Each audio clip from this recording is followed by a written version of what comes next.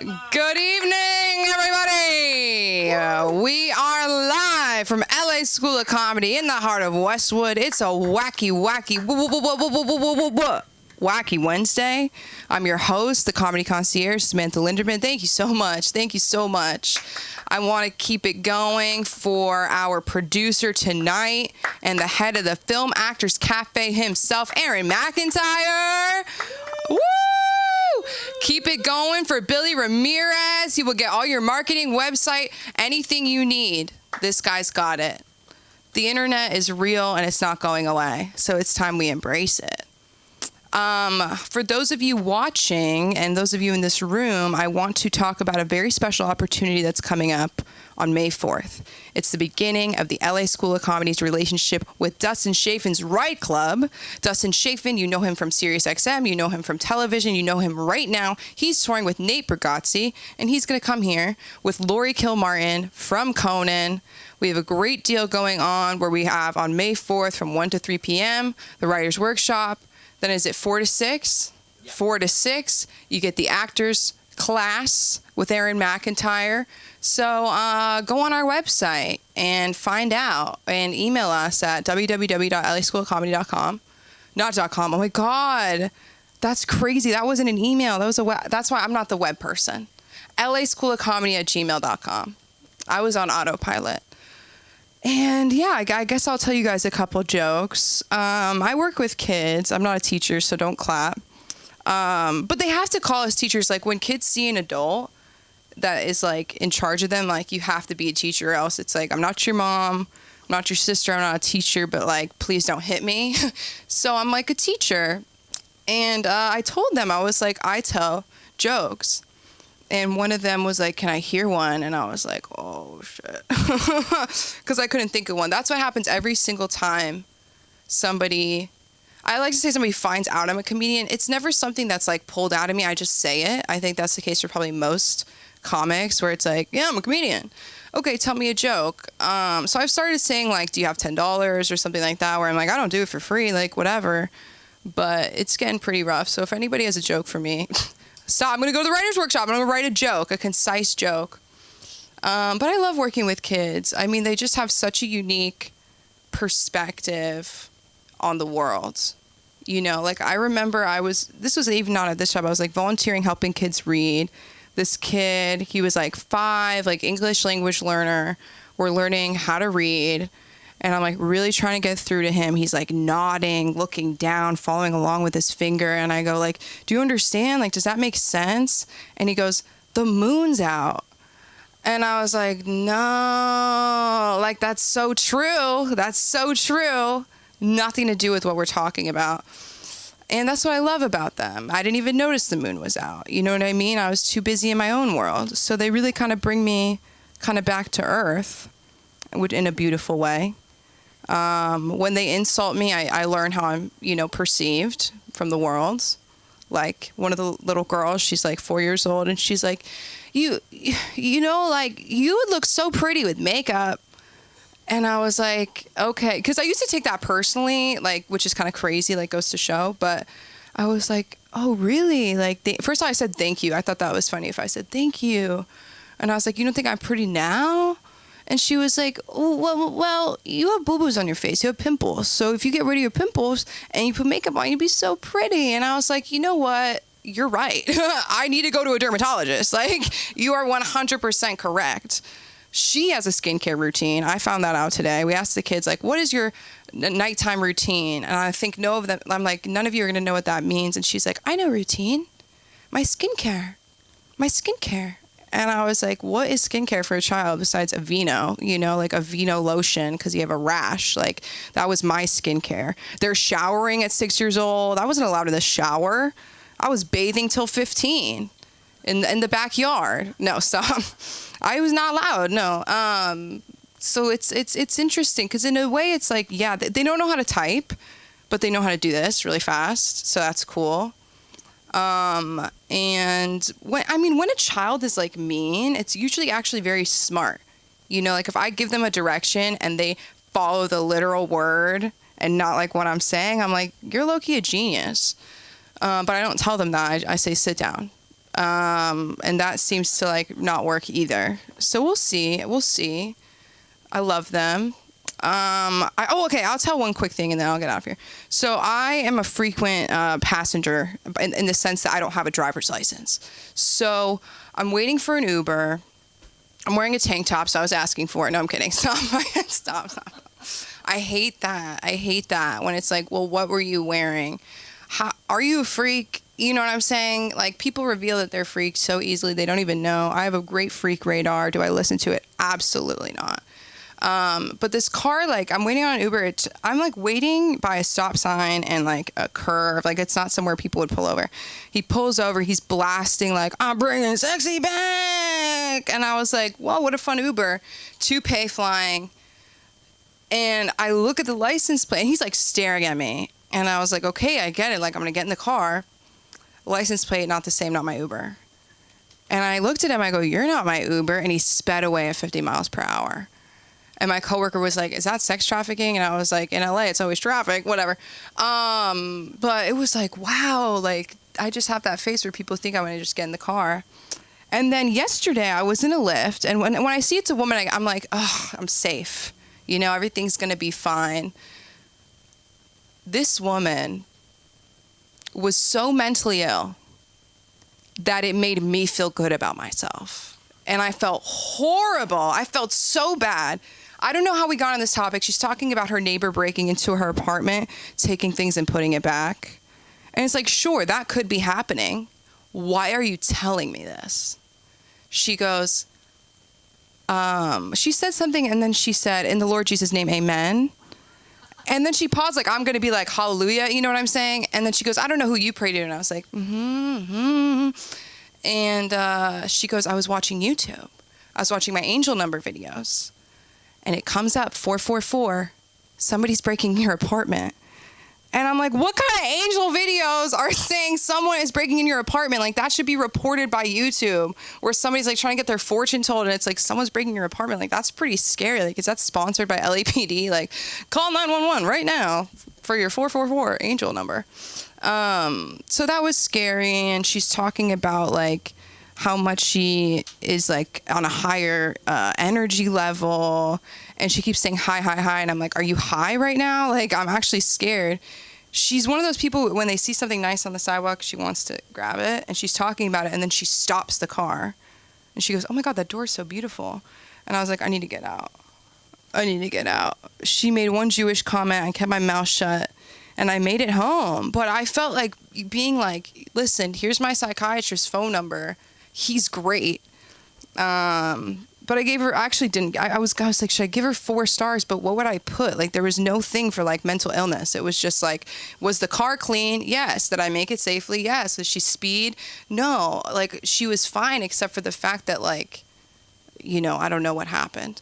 But I did tell her I'm a comedian, and thank God I didn't tell her to come here, or else she would be performing on stage. And Cheryl with 2 L's, if you're watching, I respect you. You just made me uncomfortable, and I couldn't say it because I'm mentally ill. And so I just listened to her for 25 minutes. It's always an Uber that's going to be 30 minutes where it's like, oh my God. But anyways, you guys have been a great crowd. I'm so excited to bring up this next comedian. You've heard me talk about him. You want to meet him. You should come down on Tuesdays at 7 p.m. for a sneak peek taste of the art, the magic, the man that is Aaron McIntyre. Woo! Woo! Got the tower going. Oh. The art! Yes, it's artistic freedom here. Yeah, crazy Uber drivers. I had one time I had a Uber driver who was deaf. And as soon as I got in the car, they handed me the card, and I was like, oh, you're deaf. And my brother-in-law lived with us for, 7 years. It was so long. And he was deaf. So I learned some sign, and I'm like, oh, I know some sign.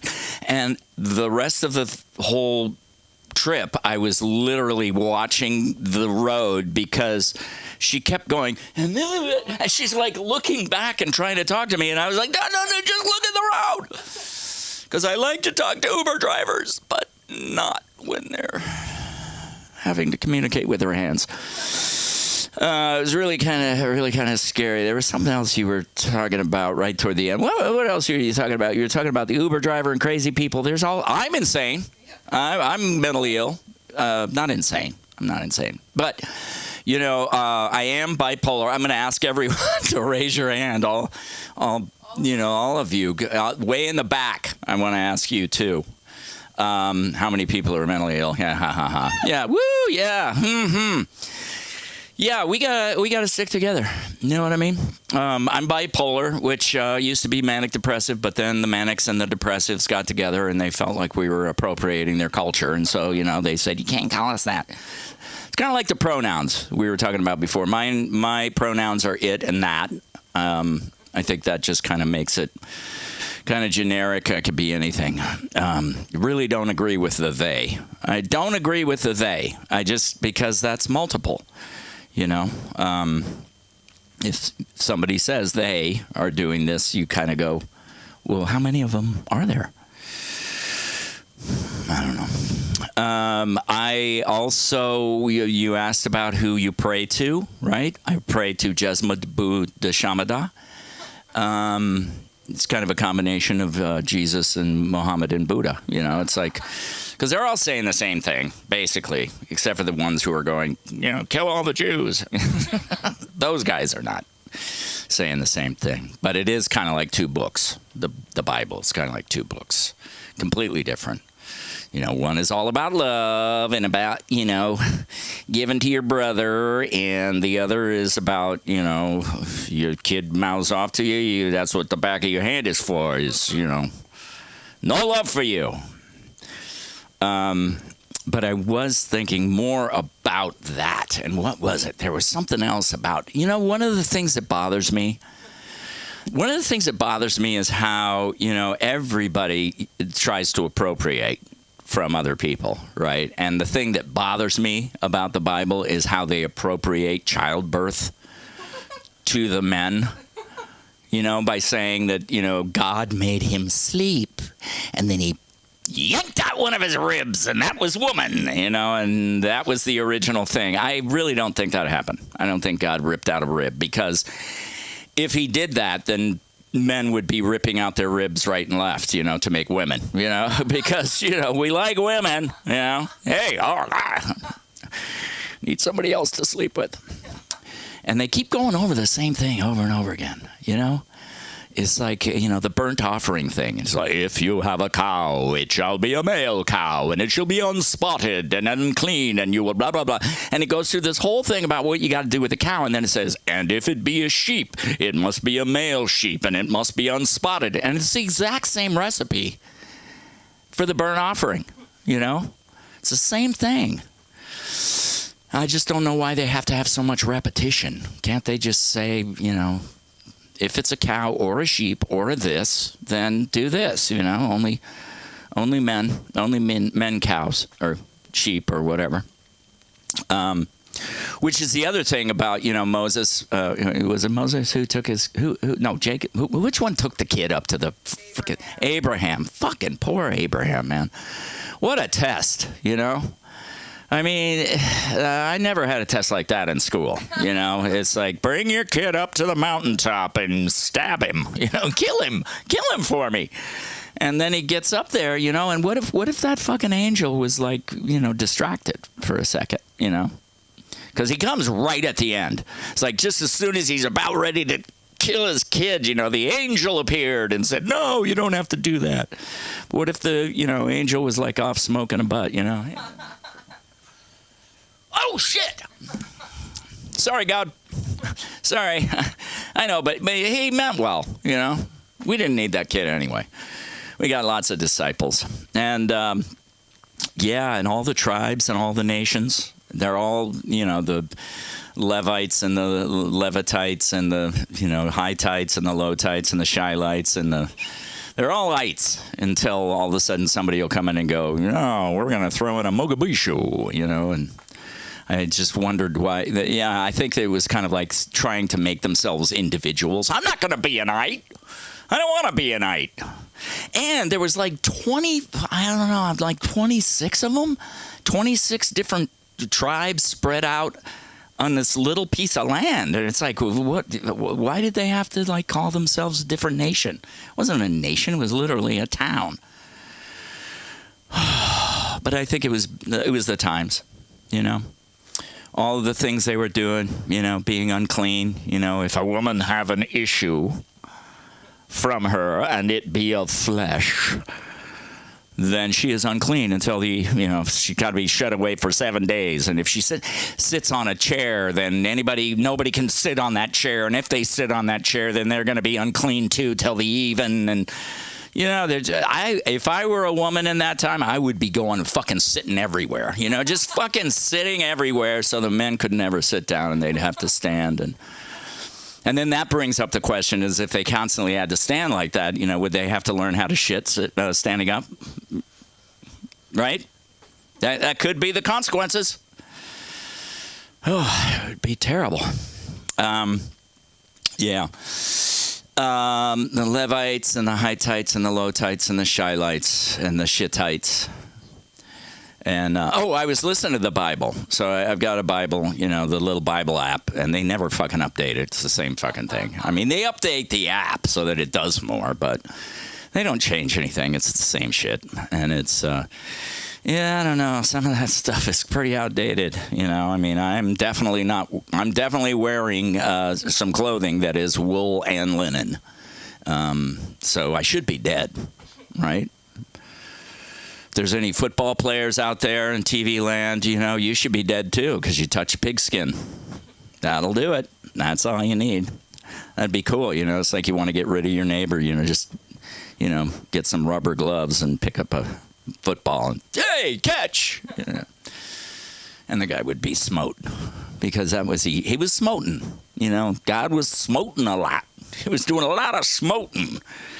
Smite them. You know, 10,000 people. They were just killing people right and left and killing cows and burning them up and parting the Red Sea and going down on multiple trips to Pharaoh, trying to get Pharaoh to do what he was supposed to do. And Pharaoh would go, yeah, sure, man, I'll do it.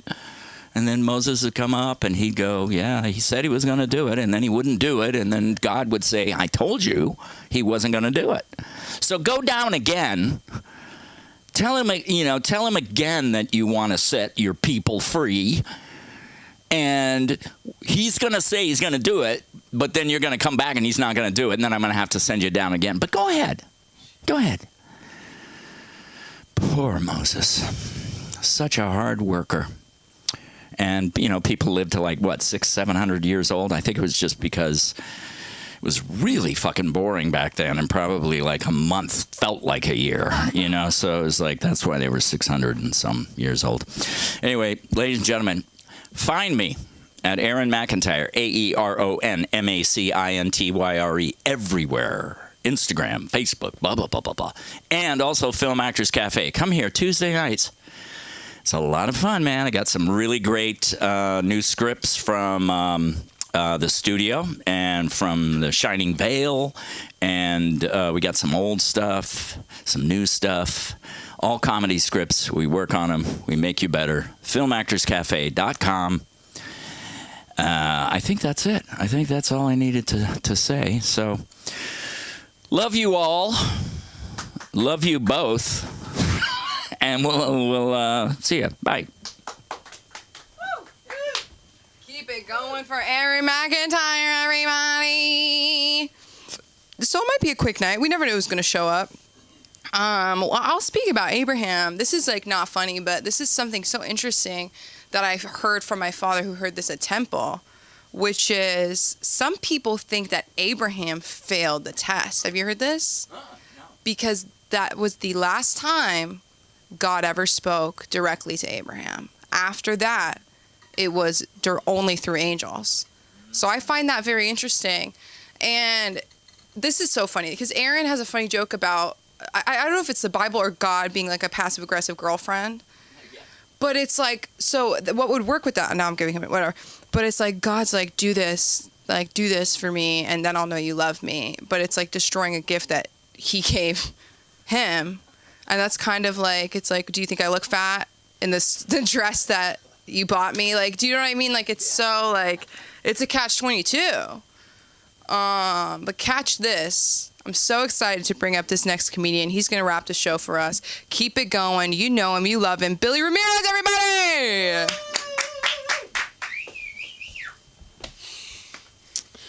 All right, what's up, everyone? Let's see. What do I want to do? All right. Okay. Yeah, why not? So what have I been up to? I've been watching The Studio, like Aaron mentioned. I don't know if billboards work on me because I walked past the billboard for The Studio for weeks on the way home from open mics.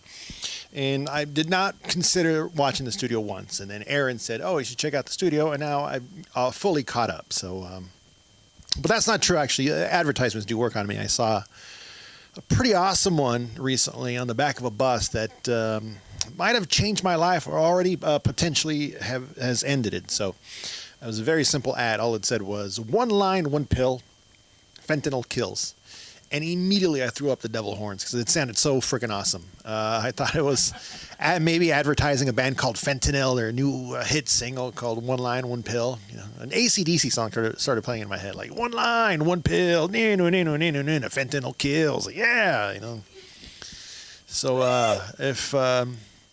if you suddenly don't hear from me, it's just gonna be that. It sounds it sounds so freaking rockin', you know. It's like one line, one pill, fentanyl, you know. But whoever came up with that ad might end up having a situation on their hands later on. It's like, another one, we lost another one. Like, oh man, I'm so sorry. I tried to make it educational, but it came out sounding freaking awesome, you know. But back to The Studio. First episode of The Studio revolves around the intellectual property of Kool-Aid and two competing movies. One is a family Kool-Aid movie, and the other one is a Kool-Aid movie that takes place in Jonestown. Remember where all those people drank the Kool-Aid and died in that mass suicide? And in watching this episode, you know, Kool-Aid this and Jonestown that and whatever, in addition to all the people that died at Jonestown, I also feel bad for the people at Flavor Aid. Because it's been 45 years. They can't get any respect because it was them, not Kool-Aid, that killed all those people. You know, it's just, all right, it was a cyanide in the tranquilizers, but it was mixed in with a bunch of grape Flavor Aid. And maybe I should figure out how to word this better. But worst of all, they can't take any credit for it. You know, you can't, you can't do that. It's, I don't know, but maybe, hopefully, the CEO of Flavor Aid will watch this episode and just finally demand some respect and put on some testy press conference where he's like, all right, enough is enough. It's been over 45 years, and we demand respect here at Flavor Aid because for over 45 years, we've had to watch Kool-Aid just grow and grow and grow, even though they supposedly, you know, poison, you know, the Kool-Aid, you know. But then we're over here at Flavor Aid just losing our asses trying to sell this crap. But no, today is enough because we demand respect, and Kool-Aid, you need to forget about Kool-Aid because it wasn't Kool-Aid. It wasn't Kool-Aid. It was Flavor Aid. It was Flavor Aid that killed all those people. I'm sorry. What I should have said was, please drink Flavor Aid. It's to die for. No. Let's see. Oh, yeah. Okay, this one. I think this is my second time trying this. You know the phrase "time of the month"? I think we all know that one, right? You know, I grew up in the '80s and '90s, so it was always, you know, oh, time of the month this, time of the month that, and but I don't know if you have any awareness of what's going on in there. You know, I don't think you'd be that callous, you know, to say, oh, time of the month. You know, there's a lot of stuff going on in there, and you know, I'm not mansplaining. I'm trying to explain it like an educational cartoon for elementary school kids, but you know, the time of the month, it's basically, you know, the uterus prepares itself to host an egg that will hopefully become a baby, and if that doesn't happen, the uterus ejects the nursery over the course of the next few days. You know, yeah, I guess that's as basic as it gets. Just imagine it in cute cartoons. But there's no male equivalent, and I thought, like, you know, what could be a male equivalent? And I think this might work. So check this out. And just imagine if once a month the male stomach prepares itself to host a salad. And if that doesn't happen, just the uterus, the stomach just ejects the the nursery, and then for the next couple of days, the guy has, the runs, the Hershey squirts, for the next few days. And then finally women could use that line on men. It's like, oh, it's the time of the month. And, they'll just crankily be like, shut up. It's like, well, why don't you just eat a salad? Like, why don't you just mind your own business? But on the other hand, it might create some wonderful situations. Like maybe you see a friend you haven't seen in a while. It's like, Derek, wow, look at you. You're glowing. What is going on? And then Derek could be like, finally happened. I've been trying for years, but finally had a salad. Finally got one down. It's like, oh man, congratulations, Derek. You look great. Like, thank you very much. Like, it's I've had a few of my own. It's hard work, but it's worth it, right? Like, yeah, thanks, man. Like, have a good poop. Anyways, all right. I'm gonna do the phone thing. Let's see. Go through notes and whatever. These are your bands. All right. Scroll down. Toddler drunk. Oh man, I think I was deep into some white wine when I wrote that, but it's fun being toddler drunk, like where you just kind of just feel like a toddler. I don't know. There's something there.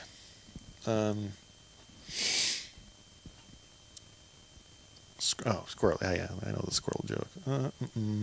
Oh, I don't know. So,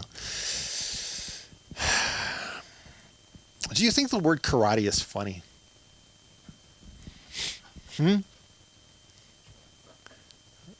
Isn't it kind of a funny word? Karate. It's just because I think that the word karate could make anything funny. Like literally, just think like, what's sad? Cancer. Cancer karate. Like what? Just imagine what cancer karate could be. It's cancer word. Cancer patients doing karate. Or on the other hand, what's karate cancer? It's if you don't wash your gi enough, and then you get karate cancer. I don't know. I guess maybe I should have said that it makes almost everything funny, because it's like, what about Holocaust? Like, that's the almost. I don't want to get into that. Yeah, that's the almost.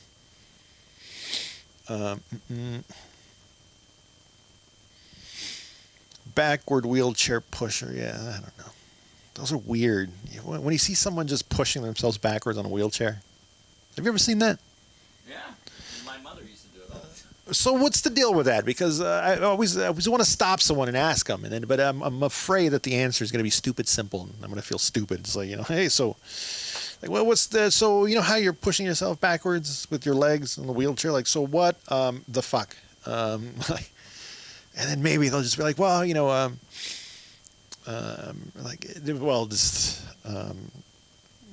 my arms don't work, and it's like, oh, like my arms don't work. Like, okay, fine, it's all right. Oh shit. Well, I forgot the setup, but then the punchline would be, it's like, I already forgot it. I gotta go back and remember, but I gotta go back and remember what is it. So my arms don't work, and I need to take this wheelchair somewhere else. Social media alcoholics. I have a lot of friends that are social media alcoholics who they only post pictures of beer, and it just screams depression. So I don't know when I wrote this note, but when Sam was telling the story about the N-word, and then I said, like, harmony basically hinges on just being allowed to use the N-word. It seems like that's just basically what everyone just wants to do. It's not the ideal solution, but just let people use that. No, I'm not gonna say that live. I surely wrote this down during the election season. Like, I don't want to be 78. Like America's a Final Destination movie. Like, something's gonna get you. I don't know, maybe. And if it doesn't, if I get to be 78, I'll just go back to school and maybe I'll just get shot.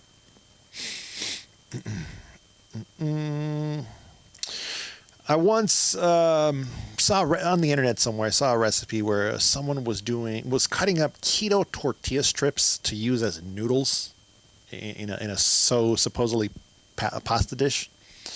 And then that made me wonder how strong my will to live is, because like I'd rather kill myself before doing that. That's disgusting. Yeah, it's just that might be the only thing keeping me here. It's like keto tortilla. Like, no, forget it. I'm done. Nah, not doing that. All right, Old Soul. If anyone tells me they're an old soul, I knew they had a sad childhood.